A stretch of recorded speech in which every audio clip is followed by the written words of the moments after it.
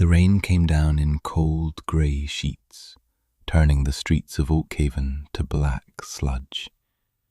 It was a miserable night, the kind that soaked deep into a man's bones and left a chill that no fire could quite burn away. Kaelen pulled the collar of his worn wool cloak tighter around his neck, the smell of wet earth and distant cook fires filling his senses. He hated coming to town. It was a place of noise, of staring eyes and muttered words that followed him like a stray dog. His forge, nestled in the woods a mile out, was a silent sanctuary. It was a place of purpose, where the only judgment came from the steel on his anvil. He had finished his business, trading a set of well-wrought hinges and a woodsman's axe for flour, salt, and a small sack of dried apples. Now, all he wanted was the familiar path back to his quiet life. But as he passed the rear of the Stag and Antler Inn, a movement in the shadows snagged his attention. It was a flicker of motion by the refuse pile, a place where stray dogs and rats fought over table scraps and spoiled meat. He slowed, his hand resting on the small hand axe tucked into his belt. This was the edge of the known world. Beyond the woods that sheltered his forge lay the broken tusk territories. Orcs. The word itself was a curse in Kaelen, a story told to frighten children and sober up drunks. But Kaelen had seen them, not in raids, but in glimpses. Tall, powerful figures moving through the trees, their presence a silent weight on the landscape. This was different. He squinted through the downpour. It was not a dog. It was a figure, hunched over, cloaked in rags that did little to ward off the biting rain. As lightning briefly illuminated the alley, he saw it clearly. Green skin, a heavy, muscular frame, gaunt though it was. A thick braid of black hair, matted with mud. It was an orc. A female, by the look of her. She was sifting through the inn's garbage, her movements furtive and desperate. She pulled a half-gnawed bone from the muck, her shoulders slumping in what looked like exhaustion. Kaelen's heart gave a hard, painful thump against his ribs. He should have kept walking. He should have turned his back and forgotten what he saw. That was the sensible thing to do. That was what survival demanded. But he remembered hunger. He remembered the shame that came with it, a gnawing thing that ate you from the inside out. He had lived with it for a year after the fire, after the guild cast him out. He saw the same desperate shame in the line of her shoulders. Then he saw the others. Two more, huddled deeper in the shadows under the eaves, so still he had almost missed them. They were in worse shape, one leaning heavily against the wall, the other lying in a heap on the wet ground. All female. Their armour, what was left of it, was shattered and rent. It was not the crude iron plating of common raiders. This was steel, finely crafted, though now broken and stained. He could see the faint etching of a crest on one pauldron, a stylized mountain peak. This was trouble on a scale he could not comprehend. These were not scavengers. They were warriors. Defeated warriors. He stood there for a long moment, the rain plastering his hair to his forehead. The sensible man in him screamed to run, to go home, bar the door and stoke the fire. Forget this. But the man who remembered sleeping in alleys and eating whatever he could find could not move. His feet felt rooted to the muddy ground. He made a decision. It felt less like a choice and more like a stone dropping into a deep well. He did not know where it would land, only that it was falling. Kaelen turned and walked back into the light of the main street. He went not to the inn, but to the baker's shop next door. Old Man Hemlock was closing up, but the smell of fresh bread was still thick in the air. Kaelen bought a whole loaf, still warm, and a wheel of hard cheese. He paid without haggling, earning a surprised look from the baker. He did not go back to the alley. That would be too direct, too threatening. Instead, he started on the path toward his forge. As he passed the mouth of the alley, he slowed his pace just enough to be noticed. He did not look at them directly, but he felt their eyes on him. The one who had been digging through the refuse had straightened up. She was watching him, her posture radiating a dangerous stillness. He continued walking, his heart hammering a frantic rhythm against his ribs. He walked slowly, deliberately, not looking back.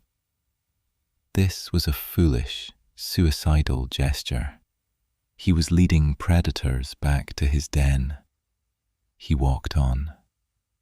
The path left the relative light of the town and plunged into the dripping darkness of the woods. The forest swallowed the sands of Oakhaven, leaving only the drumming of the rain and the squelch of his boots in the mud. He did not need to look back to know they were following. He could feel it, a prickling on his neck, a change in the weight of the air. It was the feeling of being hunted. He focused on putting one foot in front of the other, his knuckles white where he clutched the sack of food. His forge came into view, a low stone building with a turf roof, smoke curling weakly from its chimney. A small cottage was attached to it, dark and silent. It was not much, but it was his. A world he had built with his own 2 hands, out of exile and shame. He was about to invite a storm into it.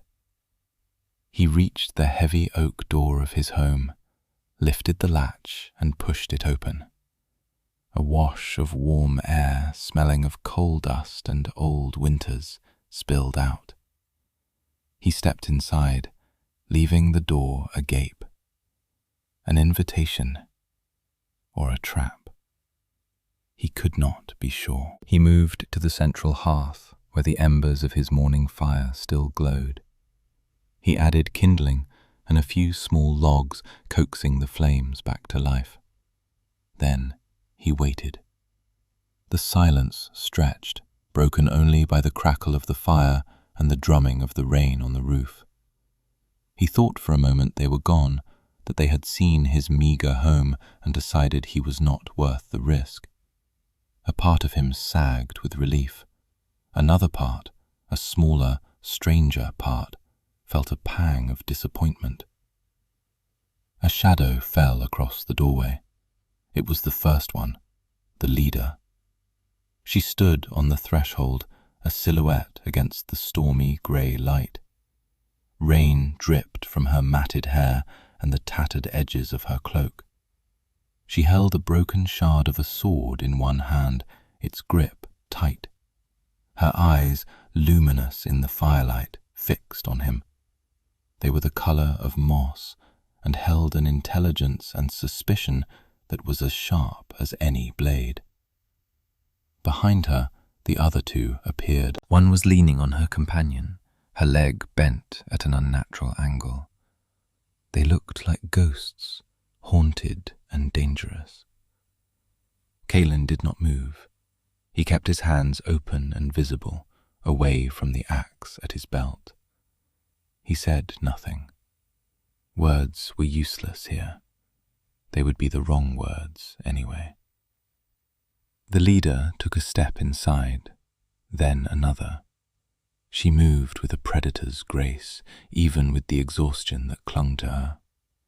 Her eyes swept the room, taking in the anvil and quenching trough of the forge, the simple cot in the corner, the table with its 2 chairs. She was assessing him, his life, his potential as a threat. Her gaze fell on the sack he had placed on the table. The smell of the fresh bread filled the small space. Her nostrils flared almost imperceptibly. "Why?" Her voice was low and rough, like stones grinding together. It was the first word spoken between them, and it hung in the air, heavy with mistrust. Kaelen thought for a moment. He could offer a platitude about kindness or decency, but it would sound like a lie. It would sound like a trick. He settled on the truth, or at least the part of it he could explain. "I know what it is to be hungry," he said. His own voice sounded thin after the orc's gravelly tone. She watched him, her expression unreadable. She was a carved thing of granite and shadow. He saw the tension in her jaw, the way her grip on the broken sword tightened. She was deciding whether to kill him or to trust him. He had a feeling the line between the two was thin as a razor's edge. He gave a slight nod toward the table. "Eat," he said. "There is stew." He turned his back on them. It was the most dangerous thing he had ever done. He walked to the hearth, picked up the iron pot of leftover venison stew, and set it near the flames to warm. Every muscle in his back was screaming, expecting the blow to fall. He could feel her gaze on him like a physical weight. He focused on the simple task, on the scrape of the pot on the stone, the smell of the herbs. He ladled the stew into 3 wooden bowls he took from a shelf. He set them on the table, next to the bread and cheese. He did not look at them. He moved to his workbench on the far side of the room and picked up a piece of leather he had been meaning to tool. He sat on his stool, his back mostly to them, and pretended to work. He heard a faint rustle of cloth, a low murmur in a language he did not understand. Then the sound of a chair scraping against the stone floor. He risked a glance. The 2 injured ones were at the table. They were tearing at the bread with a feral hunger, their eyes darting around the room as if expecting an attack at any moment. The leader stood over them, her back to Kaelen, watching the door. A sentinel. She did not eat. She waited until her companions had devoured their share, her posture rigid and alert. Only when they were finished, slumped in their chairs with the first warmth of food in their bellies, did she take a piece of bread for herself. She ate it slowly, deliberately, her eyes never leaving the doorway. She was a chieftain guarding her clan. Even here, broken and starving in a stranger's hut, she was a leader. Later, when the storm had eased to a steady drizzle, he approached them again. The 2 injured orcs were asleep in the chairs, their heads on the table. The leader was still awake, still watchful. The broken sword lay on the table in front of her. Her gaze snapped to him as he drew near. He held up a clean rag and a small pot of salve. "Your shoulder," he said, nodding toward a dark stain that had spread across the cloth on her left side. "It needs cleaning." She stared at him, her eyes narrowed. This was a different kind of offer. Food was one thing. This was touch. This was a violation of the distance between them. "No," she said. The word was flat, final. Kaelen did not argue. He placed the salve and the rag on the table, a few feet from her hand. "The fever will take you if the rot sets in," he said quietly. "Your friends need you." He turned and went to his cot. He lay down without removing his boots, pulling a thin wool blanket over himself. He did not expect to sleep. He expected to lie there all night, listening to the breathing of the 3 strange, dangerous creatures he had brought into his home, waiting for one of them to decide he was more valuable dead than alive. He must have drifted off. He awoke to a faint sound, a sharp hiss of pain quickly stifled. He opened his eyes a crack. The fire had burned down to embers, casting long, dancing shadows. The leader was by the hearth. She had shrugged off the rags from her shoulder. In the dim red glow, he could see the wound. It was a deep, ragged gash, black at the edges, oozing. Ugly.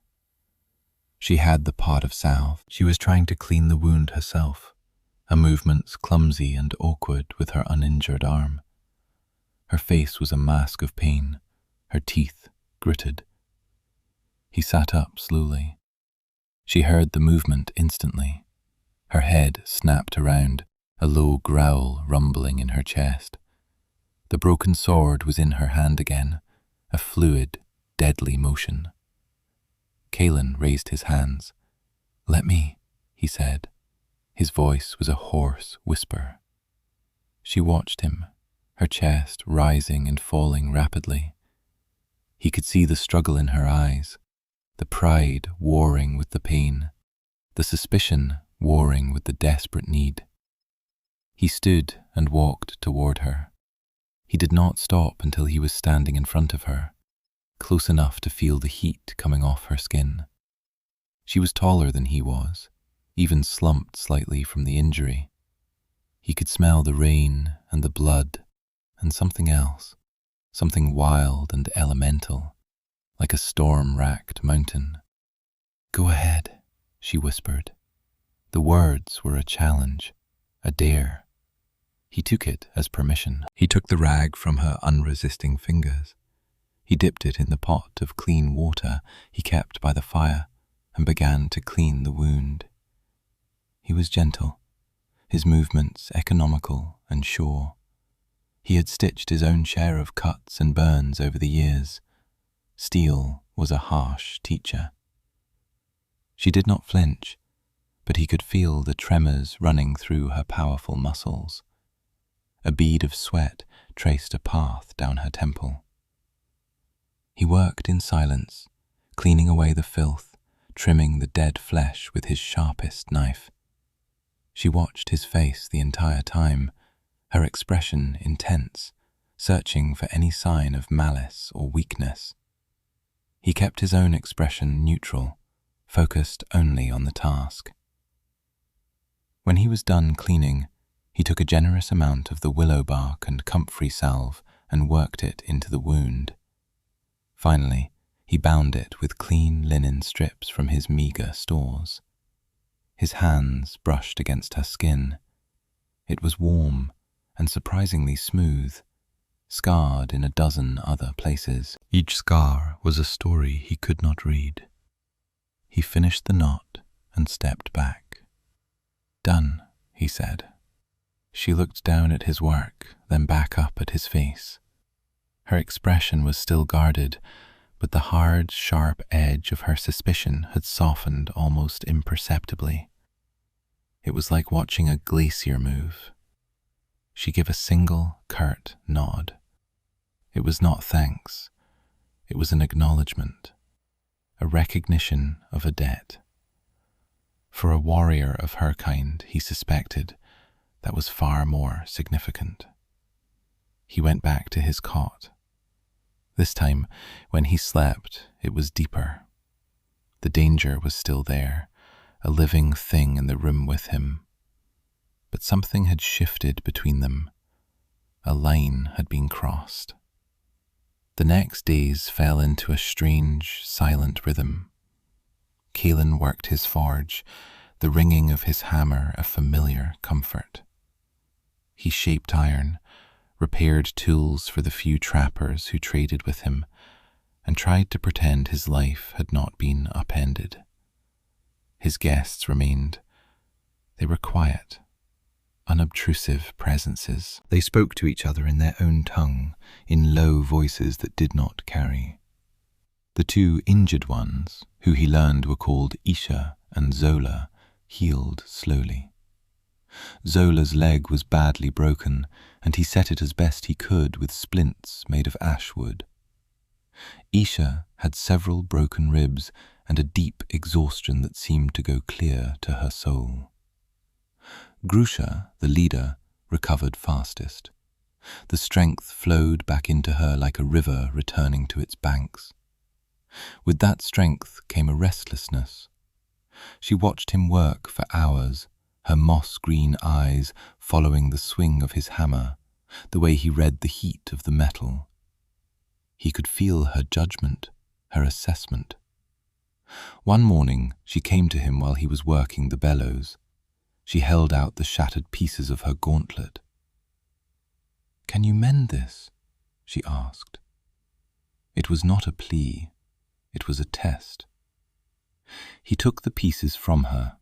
The steel was of incredible quality, folded and hammered in a way he had only read about in old guild texts. It was far beyond anything he could create. But mending was different from making. Mending was about understanding, about seeing the history of the object, its strengths and its breaking points. "I can try," he said. He spent the rest of the day on it. It was difficult, painstaking work. He had to build up his forge fire hotter than he ever had before, using up a precious amount of charcoal. He had to carefully weld the broken plates, hammering them back into shape, trying to preserve the intricate etchings of the mountain crest. She watched him the entire time. She did not speak, did not move. She just watched. He felt her presence as a pressure at his back, a silent demand for perfection. When he was finished, the sun was setting, casting long orange shadows through the open forge door. The gauntlet was whole again. It was scarred, the welds visible to his critical eye, but it was strong, functional. He held it out to her. She took it and turned it over in her hands. She flexed the fingers, tested the wrist joint. Her face was unreadable. He felt a familiar knot of anxiety tighten in his stomach, the old fear of his work not being good enough. She slid the gauntlet onto her hand. It fit perfectly. She made a fist, the scarred steel plates settling into place with a soft metallic sigh. She looked at him. "It will hold," she said. It was the highest praise he had ever received. After that, something else shifted. The orcs began to contribute. It started small. Isha, her ribs still tender, began to mend their torn clothes with a surprising neatness. Zola, confined to a chair with her leg propped up, would sharpen his knives and axes on a whetstone until they had a razor edge. Grusha herself took to splitting firewood. He had a large pile of logs that needed to be broken down for the forge. He came out one afternoon to find her swinging his heavy splitting maul. She worked with a brutal, efficient rhythm, each blow landing perfectly, splitting the thick rounds with a single stroke. She was not just helping, she was showing him her strength, reminding him of what she was, a warrior. They ate together in the evenings. The meals were silent affairs, but the silence was different now. It was less tense, more comfortable. He learned their habits. He learned that Isha liked the crust of the bread, that Zola preferred her stew with extra salt, and that Grusha always ate last, after her warriors were satisfied. One night he was awakened by a chill. The fire had burned down to embers, and a draught was slipping through a crack in the doorframe. He sat up, shivering, and reached for his blanket. It was gone. He looked across the room. Grusha was asleep in her chair by the hearth, where she always slept, guarding the door. His blanket was draped over her shoulders. She must have gotten cold in the night and taken it. Or no. He looked down at his cot. Lying neatly folded at the foot of it was a heavy fur cloak, one of hers. It was worn and smelled faintly of pine smoke and ozone, but it was thick and warm. She had seen him shivering in his sleep. She had taken his thin blanket and given him her own superior one. A silent, practical exchange, a gesture of care. He pulled the heavy fur over himself. It was warmer than anything he had ever owned. He fell asleep to the sound of her steady breathing, feeling a strange sense of security he had not felt in years. Their quiet world was built on things unsaid. They never spoke of where they had come from or where they were going. They never spoke of the enemies that had left them broken and starving. The past and the future were ghosts that haunted the edges of their small, firelit space. They lived only in the present, in the tasks of the day, the ring of the hammer, the splitting of wood, the sharing of a meal. But ghosts cannot be kept at bay forever. One evening, as they sat by the fire, the silence was broken by Grusha. "You are a good smith," she said, looking into the flames. "Why are you here, at the edge of the world?" The question caught him off guard. He had grown so used to their silence that the directness of it was jarring. He looked at her strong profile lit by the fire. He could lie. He could invent a story. But he found that he did not want to. "I made a mistake," he said, his voice low. "I was an apprentice in the city, at a large guild forge. I was ambitious, reckless. I was working on a new quenching method, trying to make a name for myself. There was a fire, a bad one." He paused, the memory still sharp and bitter. "The master's son was burned. He was my friend. He lost the use of his right hand. He could never work a forge again." He looked down at his own hands, calloused and strong. "The guild cast me out. No one would hire me. So I came here, where no one knew my name." He fell silent. He had not spoken of this to anyone in years.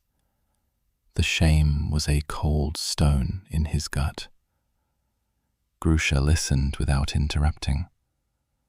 When he was finished, she was quiet for a long time. "Your guilt is a heavy shield," she said finally, "but it does not protect you. It is a cage." He had no answer to that.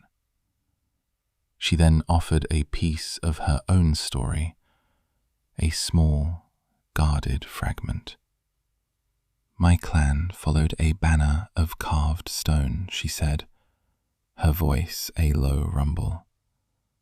"It was our heart. My cousin took it. He broke our clan with promises of iron and blood. He said the old ways were weak." She touched the faint scar above her eye. "He said I was weak." It was not much, but it was more than he had expected. It was a glimpse into the betrayal that had driven her here. A cousin, a stolen banner.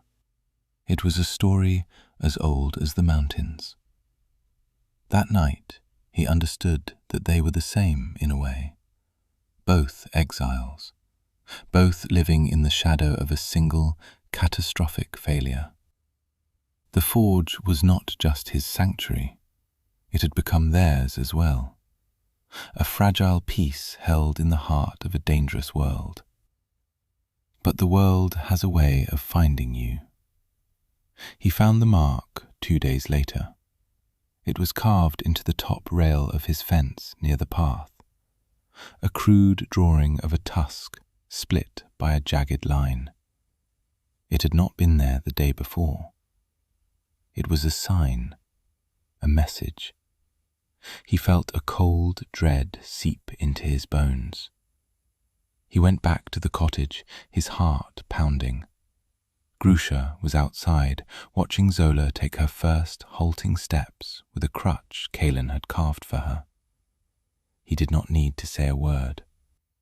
She saw the look on his face, and her expression hardened. The brief softness of their domestic life vanished, replaced by the granite mask of the warrior. "What is it?" she asked.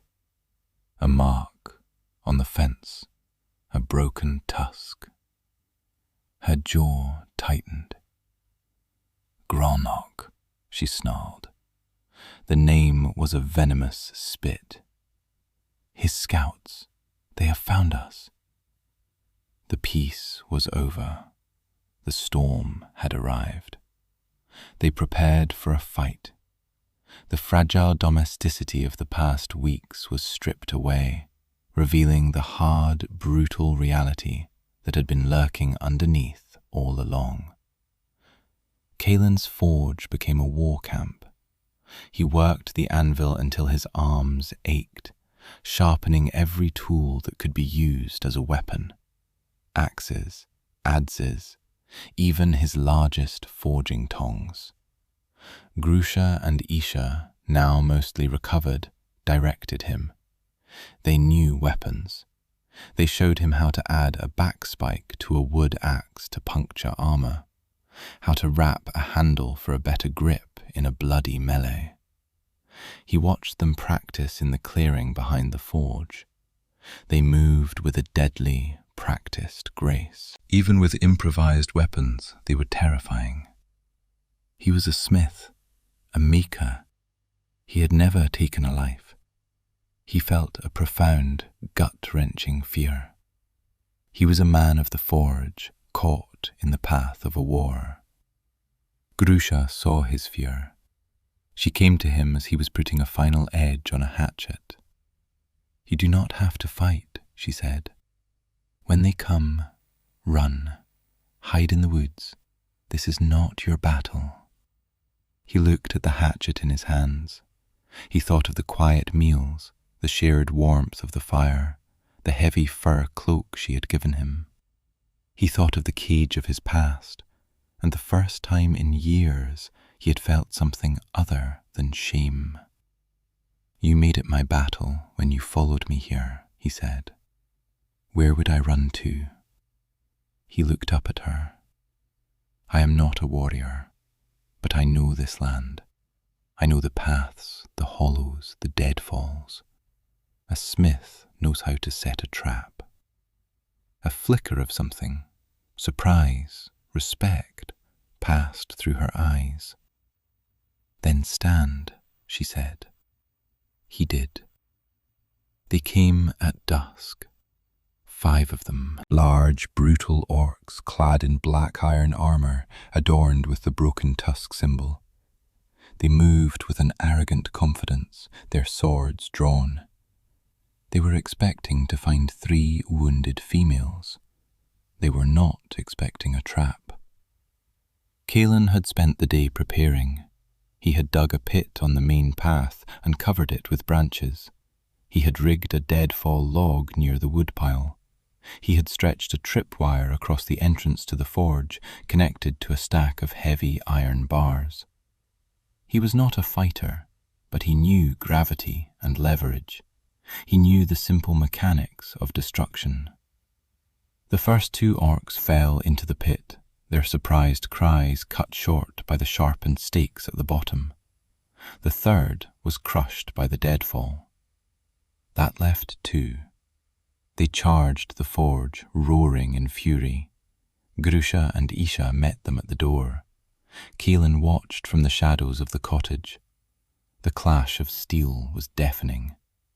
Grusha fought with the broken sword, a whirlwind of savage grace. Isha used a sharpened spade like a short spear, her movements quick and deadly.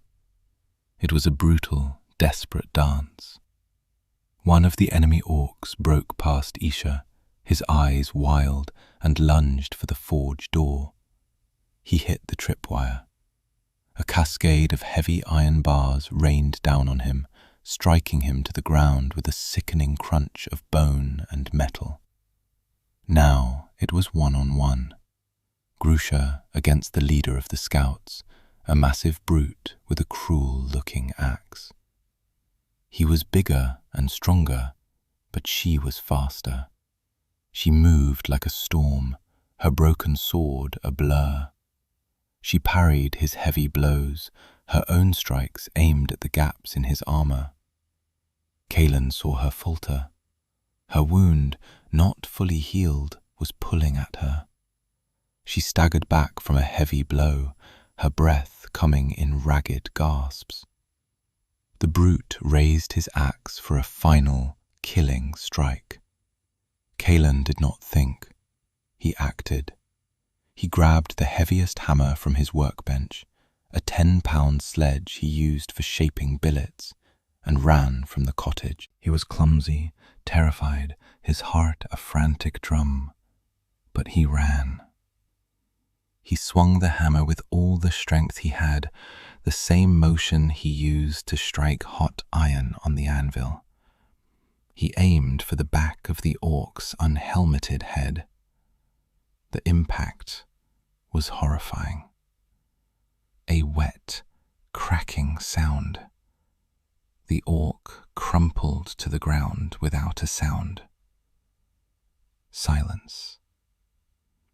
The clearing was filled with the smell of blood and churned mud. Kaelen stood over the fallen orc, the heavy hammer hanging from his numb fingers. He was shaking violently. He felt sick. Grusha was staring at him, her chest heaving. Her face was spattered with blood. Her eyes were wide, not with gratitude, but with a kind of shock, as if she was seeing him for the first time. Before either of them could speak, Isha pointed toward the trees. "More are coming," she said, her voice strained. In the distance, they could see them. Torches, a sea of them, moving through the woods. It was not another scouting party. It was an army.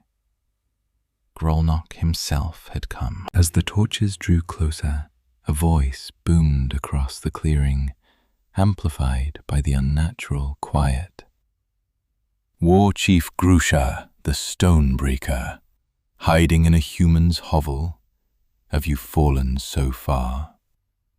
Kaelen stared at Grusha. War Chief. The title hit him like a physical blow. He had known she was a leader, someone of importance, but this was something else entirely. He had been harboring royalty, a fugitive queen. He felt a cold, bitter wave of betrayal wash over him. All their quiet moments, their shared silence, the fragile trust he thought they had built. Had it all been a lie? Had she been using him, his forge, his foolish kindness as a temporary hiding place? He was not a partner in her struggle. He was a tool, a convenience. He felt small, insignificant, a simple smith caught in the war of chieftains. The feeling was horribly familiar. It was the same shame he had felt when the guild cast him out, the shame of being found wanting. The enemy was surrounding them, a ring of iron and fire closing in on his small, doomed home. Orcs wearing the broken tusk crest poured out of the woods. At their head was a massive orc in ornate black plate armour, a cruel-looking double-bladed axe resting on his shoulder. Gronok. His face was a landscape of old scars and fresh arrogance. "Sister, cousin," Gronok called out, his voice dripping with mock sympathy. "Your pet warriors are dead. Your humans' tricks are spent. Come out and bend the knee. I will grant you a quick death." Grusha stood tall, her broken sword held steady. "I will never bend my knee to a traitor and a coward, Gronok." Gronok laughed, a harsh, grating sound. "Brave words, but you are alone. Your clan has forgotten you. They follow the banner of iron now. They follow me." The circle of warriors tightened. Kaelen could hear their harsh breathing, see the hungry light in their eyes. This was the end. His forge would be his pyre. His whole world, the small life he had painstakingly rebuilt from ashes, was about to be burned to the ground. All for a lie. He looked at Grusha. He expected to see despair in her eyes. Instead, he saw a fire, a defiant, unquenchable rage. She turned her head and looked directly at him.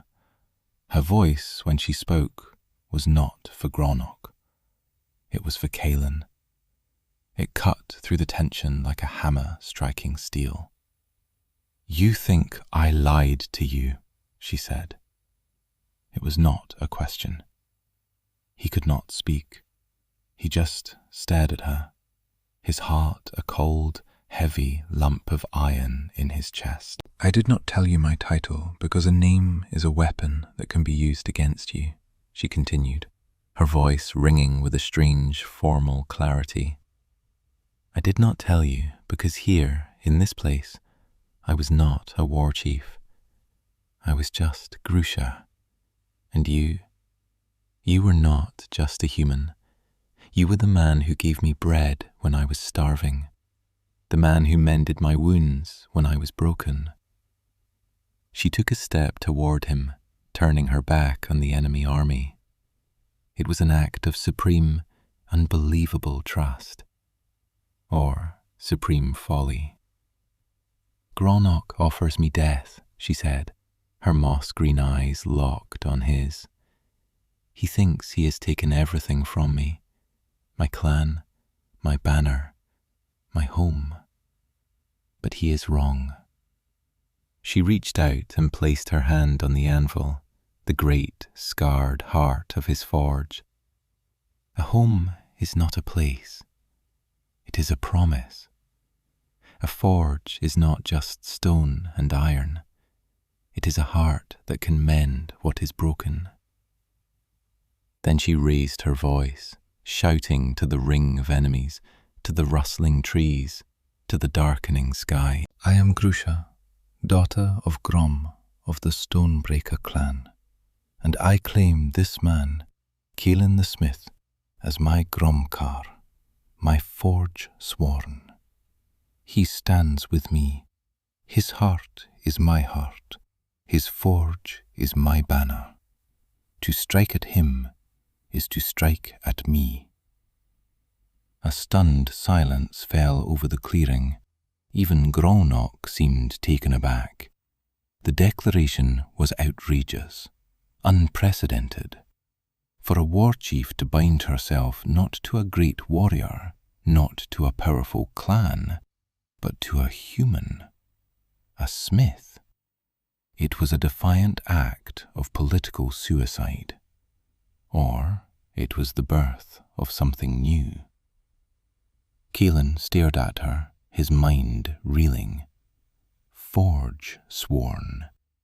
He did not know what the words meant, but he understood the weight behind them. It was not a lie. It was the most profound truth he had ever heard. She was not using him. She was choosing him. In front of her enemies, in the face of certain death, she was choosing him. She was seeing him, not as an exile, not as a mistake, not as a tool, but as Kaelen the smith, as an equal. The cold betrayal in his chest melted away, replaced by a fierce, burning heat, the fire of his own forge. Grolnok finally recovered, his face contorted in a mask of fury and disgust. You shame our blood, binding yourself to this thing. I will burn you both and salt the earth where his hovel stood. He raised his axe. Kill them! The circle of warriors surged forward. Grusha did not turn. Her eyes were still on Kaelen. I offered you a place with me, she said, her voice now quiet for him alone. I will understand if you run. Kaelen looked at the charging orcs, at the firelight glinting on their blades. He looked at his burning forge, the smoke and embers rising into the night sky. His old life was gone, turning to ash. He could run, as she said. He could try to disappear back into the world that had cast him out, or he could choose. He hefted the sledgehammer in his hands, its weight familiar and right. I accept, he said. His voice was steady. But I have a condition. Her eyes widened slightly. I will not stand behind you, he said, taking a step to her side, so they stood shoulder to shoulder, facing the enemy together. I will stand with you. A slow smile spread across Grusha's face. It was a fierce, beautiful, terrifying thing. Then stand, she said, and together they met the charge. The fight was a blur of fire, blood, and screaming iron. It was not a battle. It was a desperate, doomed last stand. Kaelen fought not with skill, but with the brute force of his trade. He swung his hammer, breaking shields, denting helmets, shattering bones. Beside him, Grusha was a tempest, her broken sword a flash of lightning. Isha and Zola, armed with axe and spear, guarded their flanks, a small island of defiance against a tide of hatred. They were being overwhelmed. For every one of Grolnok's warriors they struck down, 2 more took their place. Kaelen's arms burned, his lungs seared. He took a glancing blow to the head that sent him stumbling to one knee. As an orc raised a sword for the final blow, a horn blast echoed through the forest, loud and clear. It was not Grolnok's horn. From the trees behind Grolnok's line, a new force of orcs erupted. They were huge, clad in older, heavier armor, marked not with a broken tusk, but with the symbol of a mountain, Grusha's symbol. At their head was an old, grizzled orc with a white braid, and he bellowed a name that shook the trees. Grusha! Loyalists. They had found her. Grolnok's forces, caught between 2 fronts, were thrown into chaos. The tide of the battle turned in an instant. Grusha seized the moment. Now, she yelled to Kaelen, through the forge. They plunged into the burning building. The heat was immense, the air thick with smoke. They crashed through the back wall, which was already weakened by the fire, and into the darkness of the woods beyond. They ran, Isha and Zola helping Kaelen, who was dizzy and bleeding. Behind them, the sounds of the battle raged, a symphony of vengeance for their betrayed chief. They did not stop running until the sounds of fighting had faded, and the glow of the burning forge was just a faint, angry pulse against the night sky. Kaelen looked back one last time at the ruin of his home, his life. He felt a pang of loss, but it was overshadowed by something else, something new and terrifying and exhilarating. He had a future. The weeks that followed were hard. They travelled to a hidden camp, a canyon nestled deep in the mountains where Grusha's remaining loyalists had gathered. It was a stark, hard place, a far cry from the quiet green of Kaelen's woods. He was an outsider, the only human in a camp of hardened orc warriors. He was met with suspicion, with open hostility. They saw him as a weakness, a soft, small creature his chief had inexplicably bound herself to. They called him Manling and Ashfoot. He did not try to win them over with words. He did not try to prove himself a warrior. He did what he had always done. He built a forge. He found a rock overhang for shelter, built a hearth of river stones and clay, and made a bellows from scavenged wood and hide. He began to work. Their weapons were in poor repair, their armour dented and broken from a dozen skirmishes. He began to mend them. He worked from sunrise to sunset. He straightened bent swords, patched shattered shields, and forged new heads for their spears. His hammer rang out in the canyon, a steady, rhythmic heartbeat in the tense camp. Slowly, they began to see. They saw the way he could true a warped axe blade that their own smiths had given up on. They saw the clever new design he made for shield straps that would not break in battle. They saw the tireless strength in his arms, the deep knowledge in his hands. The insults lessened. An old warrior named Kargan, the one with the white braid who had led the rescue, silently left a haunch of roasted meat by his new forge one evening. Isha and Zola made sure his water skin was always full. They began to call him Kaelen Smith. It was a title of respect. He was not one of them, but he was with them. He was earning his place, not with a sword, but with a hammer. He was being seen for what he was. Months passed. The camp grew. More of Grusha's scattered clan, heeding she had returned, trickled in. They were preparing for a great battle, a final confrontation with Grolmok to reclaim their home and their honour. One evening Grusha came to his forge. He had just finished his greatest work yet, a new breastplate for her. It was forged from the best steel he had salvaged, shaped and hardened to turn any blade. He had spent weeks on it, inlaying a single, perfect mountain peak in polished iron over the heart.